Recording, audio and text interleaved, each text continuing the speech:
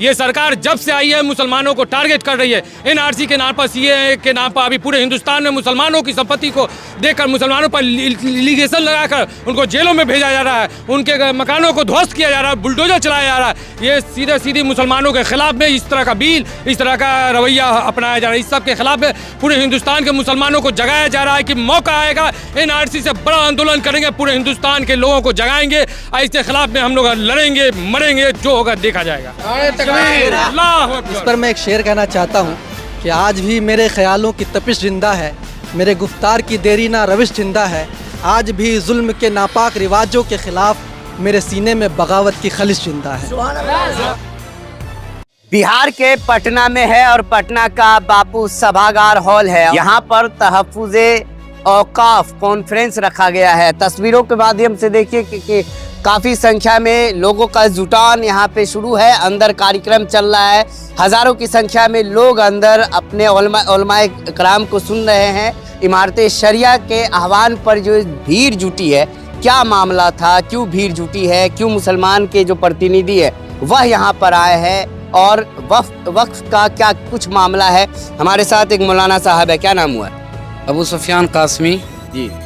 मैं मधेपुरा ज़िला से हूँ, वहाँ एक मरकज़ है, अल्हम्दुलिल्लाह मैं उसका सेक्रेटरी भी हूँ। अभी यहाँ पे एक भीड़ जमा हुई है, उसका हेडिंग दिया गया है तहफ्फुज़ औकाफ कॉन्फ्रेंस, यानी वक्फ के सिलसिले में जो बातचीत चली थी अभी कि उसमें एक नई बिल लाया गया था जिसमें उसमें कुछ तब्दीलियाँ की गई है कि बल्कि उसका पूरा नाम ही चेंज किया गया। जैसा कि अंदर अभी हम लोगों को बताया गया कि अभी जो ये बिल अगर लाया जाए तो वक्फ के जितने भी मसाइल हैं वो बिल्कुल सिरे से ख़त्म हो जा रहा है और मुसलमानों के पास जो वक्फ के जो जायदाद हैं, मस्जिदें हैं, कब्रिस्तान हैं, ईदगाहें हैं, वो सारी की सारी चीज़ें ख़तरे में आ जाएंगी।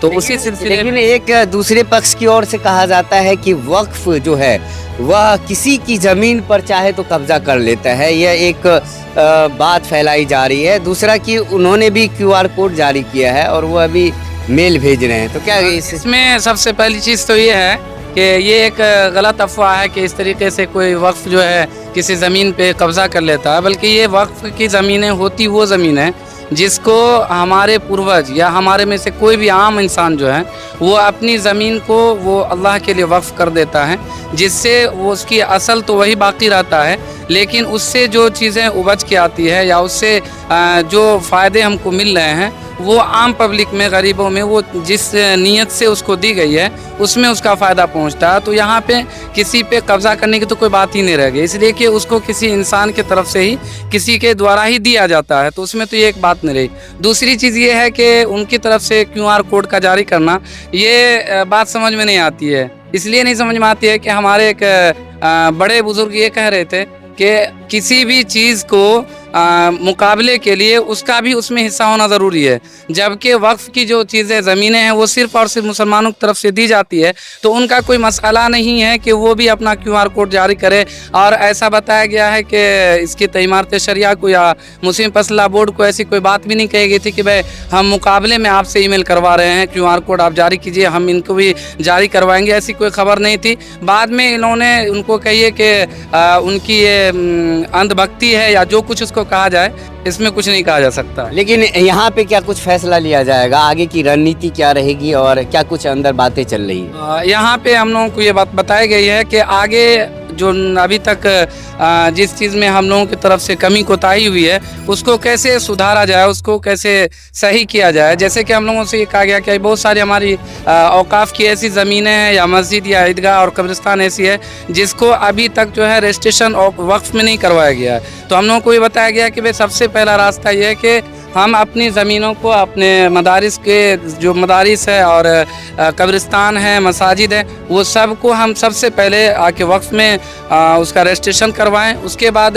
बहुत सारी ज़मीनें ऐसी है जिसके अभी तक कोई अप टू डेट नहीं है, उसके रसीद को जो है ना अप टू डेट करवाया जाए, या वो कहाँ से आया है, किस जो वक्फ करने वाले वाकिफ़ जो थे उनकी क्या नीयत थी और उसको अभी सही जगह इस्तेमाल किया जा रहा है नहीं किया जा रहा, या गैरों की तरफ से अगर उस पर कोई कब्ज़ा है तो उसको हिंदुस्तान का जो रूल है, हिंदुस्तान का जो कानून है, उसको कानून के दायरे में रह करके उसको फिर से अपने कब्जे में लिया जाए। ये सारी बातें अंदर चल रही हैं और उसी पे हम लोगों को अभी जो मैं देखा कि पूरा हॉल भरा पड़ा है, कहीं भी खाली जगह ही नहीं है और लोग चेयर पे नहीं खड़े भी है, काफ़ी जिन्हें सीट नहीं मिली है। अंदर में किस तरह के लोग हैं? जनप्रतिनिधि हैं जो मुस्लिम समुदाय से आते हैं या आम लोग आए हुए हैं? इसमें जो है वो आम भी उसको नहीं कहा जाए, इसमें मुंसिफ फैसला बोर्ड की तरफ से कुछ बाशऊर लोग, जिसको दानिश्वर भी कहा जाता है, जो अपने गांव में अच्छे पद पे होते हैं या लोगों में मशहूर हैं, वो इस टाइप से जो जिम्मेदार टाइप के लोग हैं उनको खास करके उनको बुलाया गया है। कुछ उलमाए किराम हैं, हुफ़ाज़ हैं, इन लोगों को खुसूसी तौर पे बुलाया गया है, जो कि यहाँ से जा कर के अपने इलाके में फिर उसी के जैसा काम बताया जाए, फिर वो अपने सभी लोगों को उमूम को शामिल करके उनके साथ ये बातें बताएं और फिर उसी हिसाब से काम करें। इसीलिए उन ख़ास लोगों को बुलाया गया, कोई उमूम नहीं है। अगर आम लोग को आने की अपील की जाती तो भीड़ कितनी रहती? उसकी ज़रूरत तो नहीं पड़ेगी अभी इंशाल्लाह। और अगर खुदा न खास्ता ऐसा कुछ हम लोगों को बताया गया है कि जी आगे ऐसा कुछ अगर होता है कि बिल सही मुझसे भी ऊपर के आ जाएगा, बिल वगैरह में अगर कोई ऐसे ही पेश कर दिया जाता है, ज़बरदस्ती की जाती है, तो फिर ऐसा कुछ देखा जाएगा। उसमें भी हम लोग जो है ना हिंदुस्तान के कानून जो है उसके दायरे में रह करके हम लोग एहतजाज करेंगे और इससे ज़्यादा पब्लिक। देखिए, संविधान के दायरे में आकर लोग विरोध प्रकट करेंगे, जैसा कि उलमाए कराम का भी कहना हुआ। दरभंगा से आए हुए हैं। अशफाक जी, यह बताएं, अंदर में काफ़ी कुछ बातें चल रही थी, क्या कुछ समझ में आया? और वक्फ बिल जो आया है उसको कैसे देखते हैं? देखिए, वक्फ बिल के बारे में सारे लोगों को जानकारी दी गई। जिन लोगों को जानकारी है वो तो है ही, जिन लोगों को जानकारी नहीं था उसके बारे में जानकारी दिया गया। और यही समझने के लिए सारे खित्ते से लोग, पूरे बिहार से यहाँ तक के 4 स्टेट से लोग आए हुए हैं और जो जानकारी दी गई वो जानकारी लिया गया। और गांव-गांव में भी जो है ना सारे वक्फ बोर्ड की जो ज़मीन है और प्लस मुझे कब्रिस्तान आता है, मस्जिद की ज़मीन आती है, मदरसे की ज़मीन आती है, उसके बारे में समझाया गया कि किस तरीके से उसका बचाव करना है और पूरे हिंदुस्तान में जो वक्फ बोर्ड की ज़मीन है उसका कैसे बचाव करना है। उसी के लिए हमारे हजरत लोग हैं वो समझाए, जो दीन के जो वक्फ बोर्ड के बहुत ज़्यादा जानकार हैं उन्होंने। देखिए, सीधे तौर पे अगर कहा जाए तो अपने हक हुकूक की लड़ाई कैसे लड़नी है संविधान के दायरे में, वही बातें अंदर चल रही है। कुछ और लोग हैं, क्या नाम हुआ आपका? मोहम्मद आफ्ताब वाला। आफ्ताब जी, ये बताएं, क्या कुछ समझ पाए हैं अब तक? सोशल मीडिया के जरिए काफ़ी हंगामा हो रहा है, पक्ष के लोग भी कर रहे हैं, विपक्ष के लोग भी कर रहे हैं, क्या समझ में आया? आप यहाँ पे आए, कहाँ से आए? जी, मैं मधेपुरा जिला से आया हूँ। मधेपुरा से, क्या कुछ समझे आप? देखिए, अंदर में जो बात चल रही है, ये जो मोदी जी जो लाए हैं, कानून लाए हैं, ये एक मुसलमान के खिलाफ भी कभी भी कानून लाते हैं। जैसे NCC हो गया, NRC हो गया, ये सब कानून लाते रहते हैं, ठीक है। तो ये भी कानून एक वक्फ बोर्ड के खिलाफ लाया, ठीक है।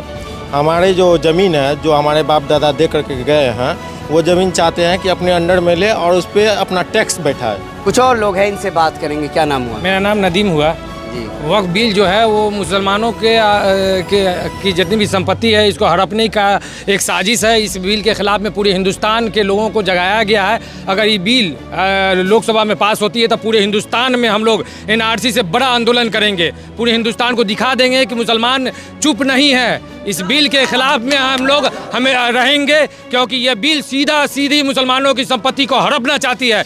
ये सरकार जब से आई है मुसलमानों को टारगेट कर रही है। NRC के नाम पर, CAA के नाम पर अभी पूरे हिंदुस्तान में मुसलमानों की संपत्ति को देखकर मुसलमानों पर लिगेशन लगाकर उनको जेलों में भेजा जा रहा है, उनके मकानों को ध्वस्त किया जा रहा है, बुलडोजर चलाया जा रहा है। ये सीधे मुसलमानों के खिलाफ में इस तरह का बिल, इस तरह का रवैया अपनाया जा रहा है। इस सब के खिलाफ में पूरे हिंदुस्तान के मुसलमानों को जगाया जा रहा है कि मौका आएगा, NRC से बड़ा आंदोलन करेंगे, पूरे हिंदुस्तान के लोगों को जगाएंगे और इसके खिलाफ में हम लोग लड़ेंगे, मरेंगे, जो होगा देखा जाएगा।